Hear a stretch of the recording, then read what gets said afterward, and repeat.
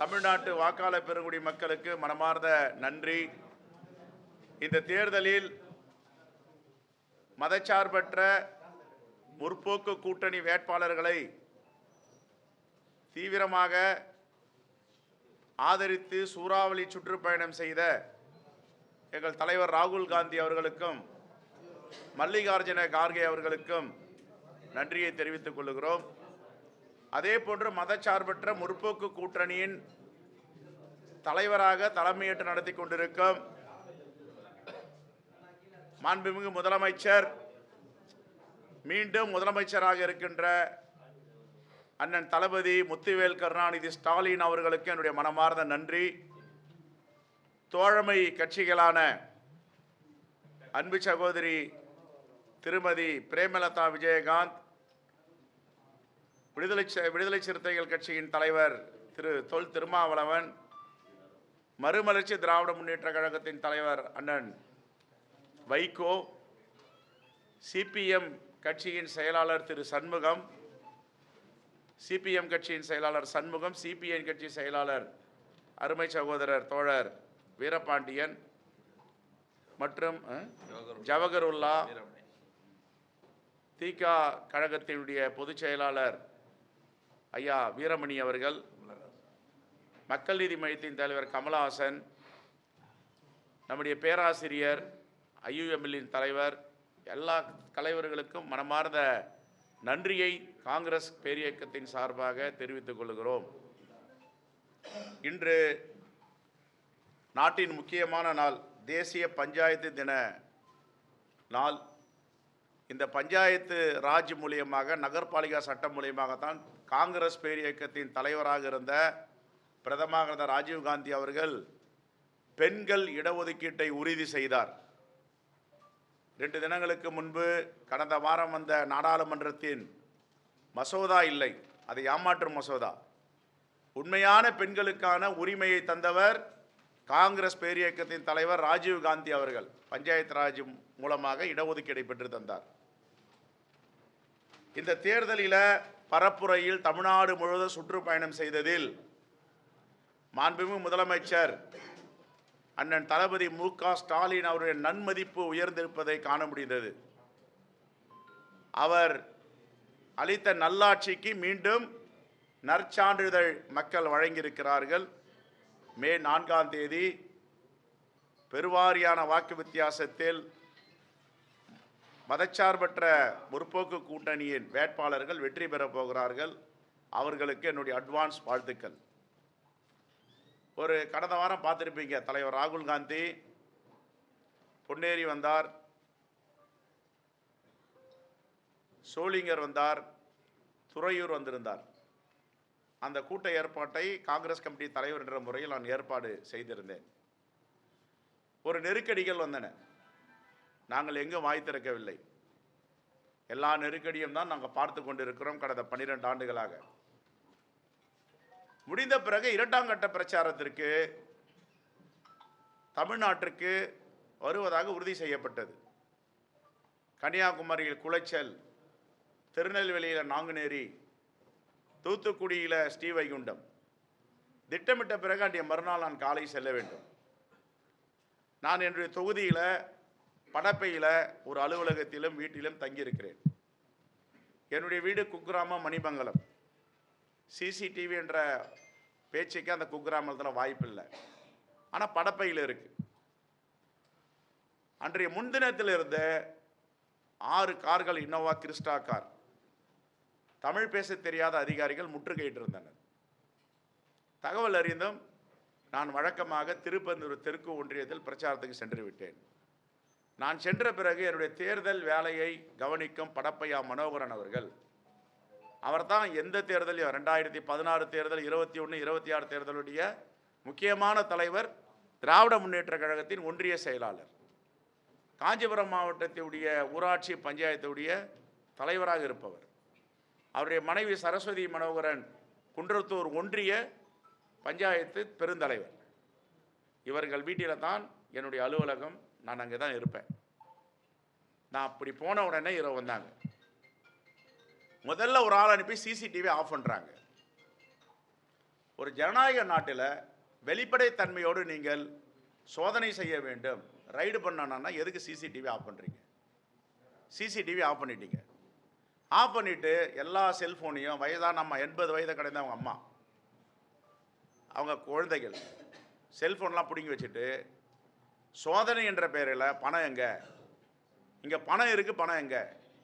அவருக்கு நிறைய சால்வை வரும், புத்தகங்கள் வரும், அதெல்லாம் கட்டியாக கட்டி வச்சுருக்கார். அதெல்லாம் போட்டு பிரித்து பீரோவெல்லாம் திறந்து கட்டில் திறந்து உடைச்சி எல்லாத்தையும் பார்த்துட்டு எதுவுமே கிடைக்கல.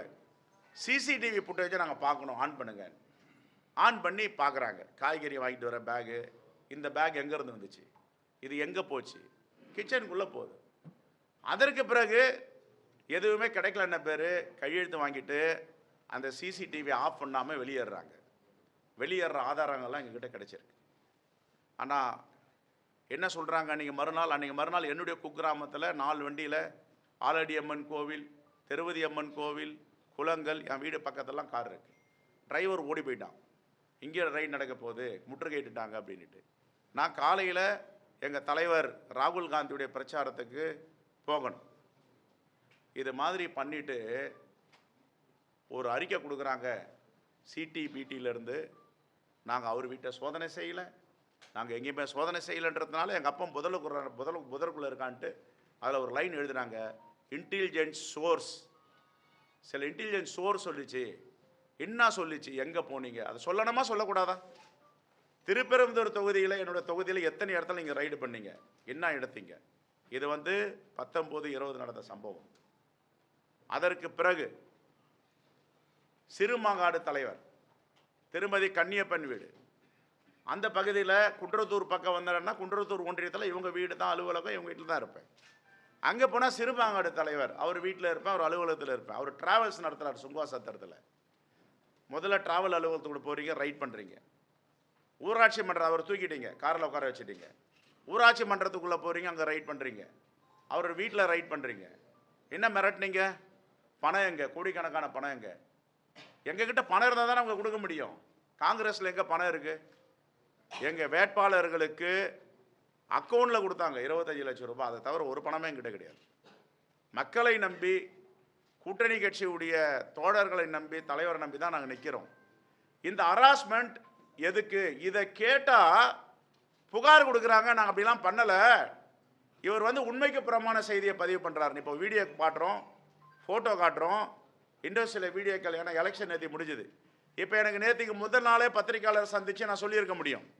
இவங்க அப்போ என்ன பண்ணுவாங்க, தேர்தல் ஸ்டண்ட் அடிக்கிறாங்க. இவங்க வாக்குகளை பெறுவதற்காக தேர்தலுக்கு முன்னாடி இப்படிலாம். இது எங்களுக்கு 2 நாளைக்கு முன்னாடி இந்த வீடியோ கிடைச்சிருச்சு, ஃபோட்டோ கிடைச்சிருது.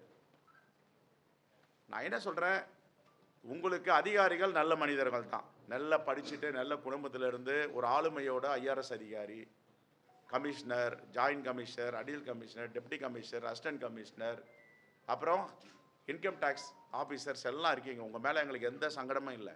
உங்களை மேலே ஏவ விடுறாங்க, நீங்கள் பாயிறீங்க. நீங்கள் ஏவல் விடும் அதிகாரிகள் தலைமை, டெல்லியில் இருக்கிற தலைமை ஏவல் விடுதுன்னா நீங்கள் வெளிப்படைத்தன்மையோட பத்திரிகையாளர்கிட்ட சொல்ல வேண்டியது தானே. நாங்கள் ஸ்ரீபெரும்புதூர் தொகுதியில் இங்கே ரைடு பண்ணியிருக்கோம், கிடைச்சிது இல்லை கிடைக்கல. எத்தனை இடத்துல ரைட் பண்ணியிருக்கீங்க? இன்னும் ஒரு படி மேலே போய் பத்திரிகையாளர் வாயிலாக தமிழ்நாட்டு மக்களுக்கு சொல்கிறேன், மதச்சார்பற்ற முற்போக்கு கூட்டணியின் வேட்பாளர்கள் வீட்லேயும் தலைவர்கள் வீட்லேயும் எத்தனை இடங்களில் நீங்கள் சோதனை நடத்தி இருக்கிறீர்கள்?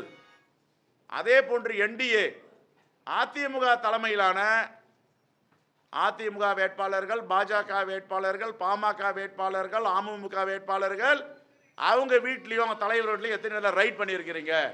இதை இன்கம் டேக்ஸ் டிபார்ட்மெண்ட் CTBTன்றாங்க, அவங்களாம் வெள்ளை அறிக்கை கொடுக்கணும். இந்த வெள்ளை அறிக்கை வந்தாவே எவ்வளோ காழ்ப்புணர்வோடு டெல்லி தலைமை தமிழ்நாட்டு தேர்தலை பயமுறுத்தவும் தலைவர்களை முடங்க செய்யவும் செய்திருக்கிற உண்மை நாட்டு மக்களுக்கு தெரியும். என்னுடைய அன்பான வேண்டுகோள் இன்கம் டேக்ஸ் டிபார்ட்மெண்ட்டுக்கு, எங்களுடைய மதச்சார்பற்ற முற்போக்கு கூட்டணி வேட்பாளர்கள் தலைவர் வீட்டில் எத்தனை இடத்துல ரைடு பண்ணீங்க, எவ்வளோ பறிமுதல் பண்ணியிருக்கீங்க? அதே போன்று அதிமுக தலைமையில் பாஜக, அதிமுக, பாமக, அமமுக அவங்க வீட்டுங்களாம் எவ்வளோ ரைட் பண்ணியிருக்கீங்க, எவ்வளோ கைப்பற்றிருக்கீங்க, எத்தனை இடங்கள் சோதனை வெள்ளை அறிக்கை கொடுக்கு தான் காங்கிரஸ் பேரியக்கத்தின் சார்பாக தமிழ்நாடு காங்கிரஸ் கமிட்டி சார்பாக வைக்கும் வேண்டுகோள், வெள்ளை அறிக்கை கொடுங்கள். இப்போ வீடியோ போடுறோம், பாருங்க. போடுங்க, போட்டோ கொடுங்க.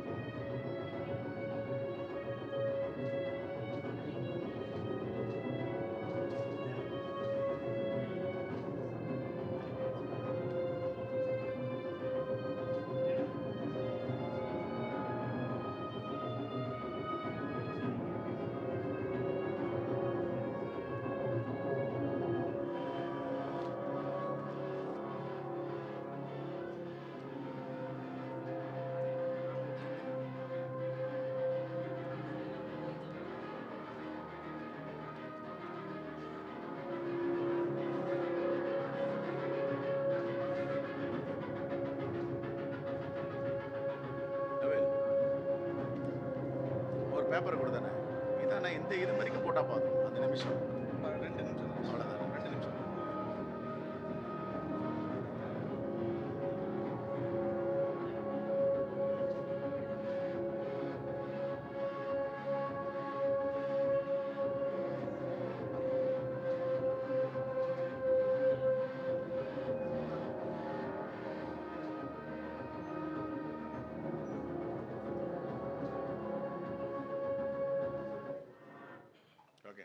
இப்போ இந்த போட்டோ காட்டுறேன் பாருங்க.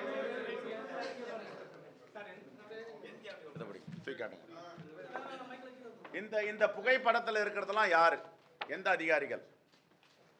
இந்த அதிகாரிகள் மேல் நடவடிக்கை எடுக்கப்படுமா? மறைக்கிறாங்கல்ல உண்மையே. நாங்க எங்க ரைடே நடத்தல, போவே இல்லை, கம்ப்ளைண்ட் வேற புகார் கொடுக்குறாங்கல்ல, நாங்க போகாததை போனதா சொல்றாங்க நீட்டு. இப்போ நான் எல்லா புகைப்படமும் கொடுக்குறேன், ஹார்ட் டிஸ்க் வந்து ஒப்படைக்கிறேன். நான் கேட்குறேன், நீங்கள் சோதனை பண்ணுங்க, தப்பு கிடையாது. சோதனை பண்ணதை மக்களிடமோ பத்திரிகையாளர் தெரிவிச்சிங்களா? ஏன் தெரிவிக்கவில்லை? ஏன் சொல்லலை? சொல்லுங்க. இதில் என்ன ரகசியம் இருக்கு? சொல்ல வேண்டியது தானே. ஸ்ரீபெரும்புதூர் தொகுதியில் இன்னார் வீட்டில் ரைடு பண்ணோம், இங்கெல்லாம் போனோம், சர்வேலன்ஸ் நீங்கள் சொல்கிறீங்க, இன்டெலிஜென்ஸ் ரிப்போர்ட் அதெல்லாம் எங்களுக்கு கிடைச்சது, போனோன்னு சொல்ல வேண்டியது தானே. என்னவோ நடக்காத நான் சொன்னதாவும் இதை பிடிங்க. இந்த அதிகாரிகள்லாம் யாரு? காவல்துறையா அங்க நிக்குது, இதை பிடிங்க. நான் நேரடியா உன்னை குத்தல, சைட்ல தான் குத்தின, பின்னாடி குத்தினேன்னு சொல்லலாமா?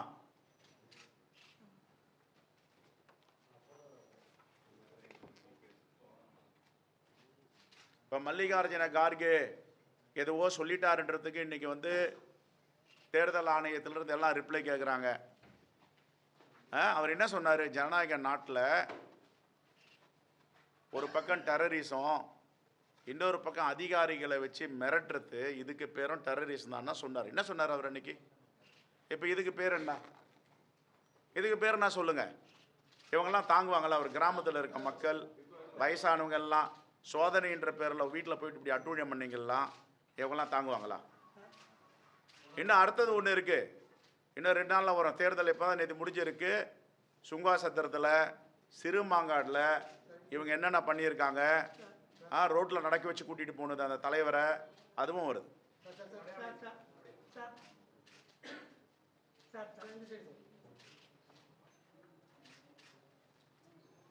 இன்னும் 3 ஆண்டுகளில் ஆட்சி மாற்றம் வரும்னு எல்லாம் சொல்கிறாங்க. நான் சொல்கிறேன், இந்த தேர்தலுக்கு பிறகு 5 மாநில தேர்தலுக்கு பிறகு ஒன்றிய அரசில் ஆட்சி மாற்றம் வரும். இந்த அதிகாரிகள்லாம் கொஞ்சம் எச்சரிக்கையாக இருக்கணும். எங்கள் தலைவர் ராகுல் காந்தியும் மல்லிகார்ஜுன கார்கே அவர்களோ ஒரு நிமிடம் கொஞ்சம் சமாதானம் ஆகிட்டாங்கன்னு வச்சுங்க, நாளைக்கு ஆட்சி மாற்றம் வந்துடும். சந்திரபாபு நாயுடும் தயாராக இருக்கார், நிதிஷ்குமாரும் தயாராக இருக்கார். ஆனால் நாங்கள் அது மாதிரி கொள்ளைப்புற ஆட்சி செய்கிறதுக்கு விரும்பலை. அதிகாரிகள் புரிஞ்சுக்கணும். ஜனநாயகத்து மீது எங்களுக்கு நம்பிக்கை இருக்குது. ஏன் வைஸ் பிரசிடென்ட் ஆஃப் இந்தியாவை மாற்றினாங்க? 1000 கேள்விகளுக்கும் விடை இருக்குது. அதனால் அதிகாரிகள் ஏவல் விட்டாங்கலாம் நீங்கள் செய்யுங்க. மக்கள்கிட்ட சொல்லுங்கள், பத்திரிகையாளர்கிட்ட சொல்லுங்கள். இங்கெங்கெல்லாம் ரைட் பண்ணோம், இங்கெங்கெல்லாம் சர்வேலன்ஸ் பண்ணோம். ஏங்க காரு வடநாட்டு அதிகாரிகள் கிறிஸ்டா காரில் 4 பேர் வந்தால் டிரைவரை சாவியை போட்டு ஓடிடுறான். பயம். ஆளுங்க வேலை செய்ய வர மாட்டாங்க. தேர்தல் நேரத்தில் எதுக்கு இவ்வளோ அச்சுறுத்தல்? தேர்தல் நேரத்தில் இது மாதிரி ஏன் பயன்படுத்துறீங்க? என்ன எடுத்தீங்க? எல்லாத்துக்கும் விடை இருக்கு. ஓகே, நன்றி. பத்திரிகையாளர்கிட்ட சொல்லிட்டேன், நீங்கள் கேளுங்க அவங்கள கேள்வி. நான் தங்கியிருந்த வீடு. ஆமாம், என்னுடைய அலுவலகம். அது எங்கள் அம்மா இருந்தாங்க, இறந்து போயிட்டாங்க. இறந்து போனதாலும் யாரும் அங்கே போகிறதில்ல. அங்கேயே இருப்போம். இங்கே நைட்டு 11, 12 மணி எல்லாத்தையும் ஆட்கள்லாம் வேலை வாய்ப்புலாம் கொடுத்துட்டு என்னென்ன அவர் தான் தேர்தல் நடத்துகிறார். என்னுடைய அலுவலகமும் அங்கே தான். நான் படப்பை மனோகரன், என்னோட உடன்பிறவா சகோதரர். அவர் 3 தேர்தல் நடத்த என் கிளாஸ்மேட். அவர் நான் அவரும் ஒன்றா படித்தோம். நன்றி.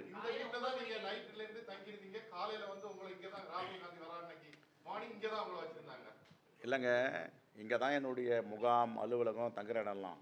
காலையில் நான் மணிமங்கலத்தில் போயிட்டு அங்கே கொஞ்சம் வேலை இருக்குது, குளிச்சுட்டு அங்கங்கே கிறிஸ்டா கார் நிற்குது. டிரைவர் வரல. டிரைவர்கிட்ட ஃபோன் பண்ணி கேட்டால் ஏதோ அரெஸ்ட் பண்ண வந்திருக்காங்களாம், எல்லாம் வடநாட்டு போலீஸாக வந்திருக்குன்னு அவனுக்கு தெரியல யாருன்னுட்டு. இப்போ அடுத்தது சிறுமாங்காடு வீடியோ வருது, ஃபோட்டோ வருது. அப்போ இன்னும் விவரமான டீட்டெயிலாக இருக்குது, சொல்கிறேன். பதில் சொல். ஆமாம், நான் எப்படி வெளியில் போக முடியல? டிரைவர் வரல, என்னுடைய உதவியாளர் வரல, எல்லாம் ஓடி போயிட்டாங்க. ட்வீட் போட்டு பிரேக்கிங் நியூஸ் எடுத்துன்னு போயிட்டாங்க. நான் குன்றத்தூருக்கு போயிட்டேன். ட்வீட் போட்ட பேர் இந்த பத்திரிகையாளர்லாம் வெளியே கொண்ட பேர் தான் எல்லா காரும் அங்கேருந்து நகர்ந்தது. எல்லா காரும் அங்கேருந்து நகர்ந்ததுக்கு காரணமே பத்திரிகையாளர். நீங்கள் வெளியில் இந்த செய்தியை கொண்டு வந்தீங்க. ஏங்க என்னோட வீட்டை சுற்றி முற்றுகைங்க, விசாரணை என்ற பேரில் எல்லாரையும் பிடிச்சிட்டு போய் விசாரிக்கிறாங்க. நான் கேட்குற கேள்வி என்ன, அந்த தெருவில் சிசிடிவி கிடையாது. நான் எங்கள் வீடு சொல்கிறேங்களே குக்கிராமத்தில் அங்கே சிசிடிவி கிடையாது. நான் கேட்குறேன், இப்போ என்ன சொல்கிறாங்க, நேராக போயிட்டு சிசிடிவி ஆஃப் பண்ணிவிட்டு விசாரணை நடத்துகிறீங்க. எதுக்கு சிசிடிவி ஆஃப் பண்ணணும்? ஆஃப் பண்ணிவிட்டு ஒன்றே கிடைக்கலன்ன உடனே சிசிடிவி ஆன் பண்ணி ப்ரீவியஸாக 1 வாரம் எடுங்கன்றாங்க. 1 வாரமாக பார்த்துட்டு இருக்காங்க, 1 மணி நேரமாக பார்த்துட்டு கிடைக்கல. இதை ஆஃப் பண்ணாமல் விட்டுட்டு வந்துட்டாங்க. ஒரு வேளை ஆஃப் பண்ணிட்டு வந்துருந்தாங்கன்னு வச்சுங்க, எங்களுக்கு இந்த ஆதாரமாக கிடைச்சிருக்கு. என்ன சொல்லுவாங்க, நான் போவே இல்லையே, நாங்கள் எங்கே அவர் வீட்டுக்கு போனோம், நான் எங்கே அவர் தங்கியிருந்த ஆஃபீஸுக்கு போனோம், நான் எங்கேயுமே போகலன்னுவாங்க. அது என்னவோ மறந்து விட்டு வந்துட்டாங்க. வெளியே வர்றதெல்லாம் கேப்சர் பண்ணிச்சு சிசிடிவி. இப்போ சிறுமாங்காடு கன்னியப்பன், திருமதி கன்னியப்பன், அவர் வீடு, அவருடைய அலுவலகம், பஞ்சாயத்து அலுவலகம், அதில் யார் யார் போனாங்க அந்த புகைப்படமும் ரெடி ஆகிட்டு இருக்கு. அடுத்த ப்ரெஸ் மீட்டில் சொல்கிறேன். தேங்க்யூ. எல்லாமே இருக்குது அதில். நான் உங்களுக்கு வீடியோலாம் அனுப்பிடுறேன்.